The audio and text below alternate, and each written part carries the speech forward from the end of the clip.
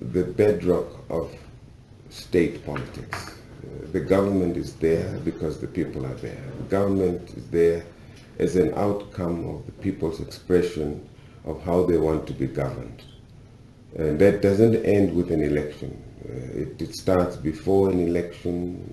It's articulated by way of the secret ballot vote, and the citizens continue to monitor, if you like, how those who have been given the tender to govern are executing their responsibilities and duties in response to the needs of the people. So it's an ongoing relationship between the government and the citizen. And by the way, the government officials themselves remain citizens. That's why they are there in the first place. So we need to inform people that unlike in the old days, before colonization, there was no citizens in Namibia. They were subject of particular kings of tribes. And during colonial time, they were subject of a colonial oppressive system. The idea of citizenship is new, and we need to nurture it very, very carefully.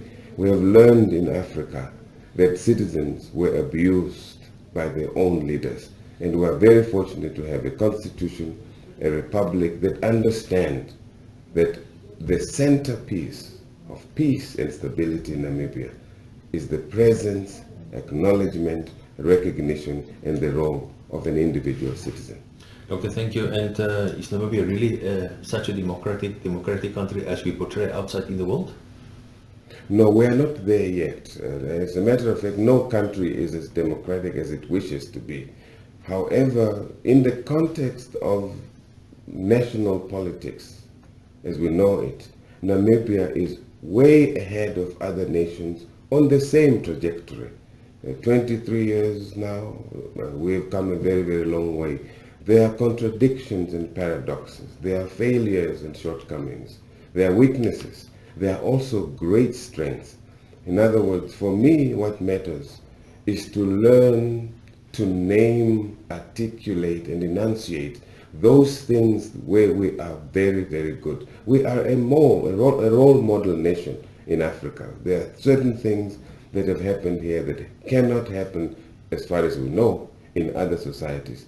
Let's name them so that we can duplicate and emulate them, so that those who are aspiring to be leaders can take lessons and say, we are good at this, and also learn about the weaknesses such that we don't repeat those mistakes any longer.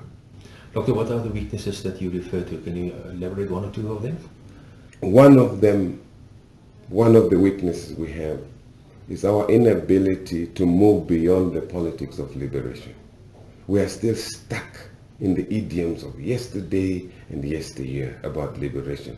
We are now free. We need to find a new vocabulary, a new grammar to influence the conversations that we have, so that we take the best of us, all of us, into the future.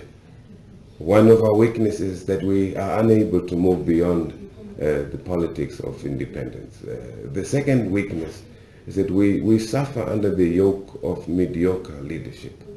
Generally, they are sterling people who are doing absolutely wonderful work, but in the main, we are infected by mediocrity. We do not bring the best of us.